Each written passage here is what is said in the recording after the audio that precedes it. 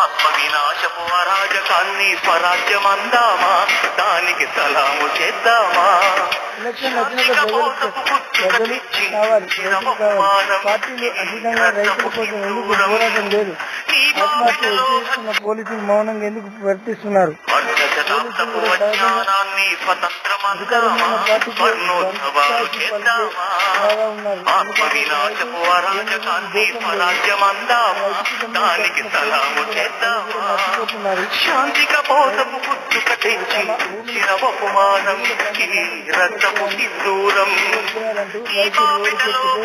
రైతులను అడ్డంగా అర్ధ శతాబ్దపు అజ్ఞానాన్ని స్వతంత్రమందామా, వర్ణోత్సవాలు చేద్దామా. ఆత్మ వినాశపు అరాజకాన్ని స్వరాజ్యమందామా, దానికి సలాము చేద్దామా.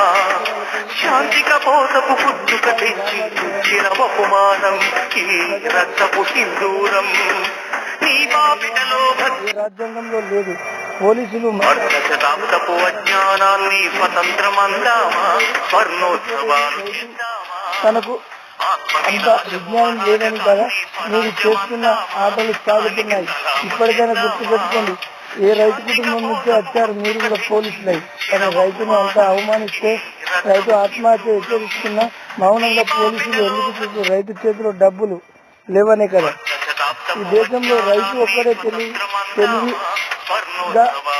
మాట్లాడు, తన భూమి తప్ప బయటకు వచ్చి మాట్లాడలేదనే కదా. ఇంకా ప్రభుత్వాలైనా ఏమైనా చెలరేగిపోతున్నాయి. అప్పుడు బీజేపీ ప్రభుత్వం కూడా రైతులు వ్యతిరేకంగా చట్టాలు తీసుకొచ్చింది. రైతులందరూ, పంజాబ్ రైతులందరూ, దేశ రైతులంతా రోడ్డు మీదకి ఎక్కారు. ఎక్కినప్పుడు ప్రజలు తిరుగుబాటు చేస్తే తప్ప ప్రభుత్వం వెనుక తగ్గలేదు. అంటే ఈ దేశంలో రైతు ఎప్పుడు మందు తాగడానికి, పురుగుల మందు తాగడానికి బలిదానాలు చేస్తే తప్ప రైతులను అర్థం చేసుకోరా. శాంతిక పోతపు పుట్టుక తెంచి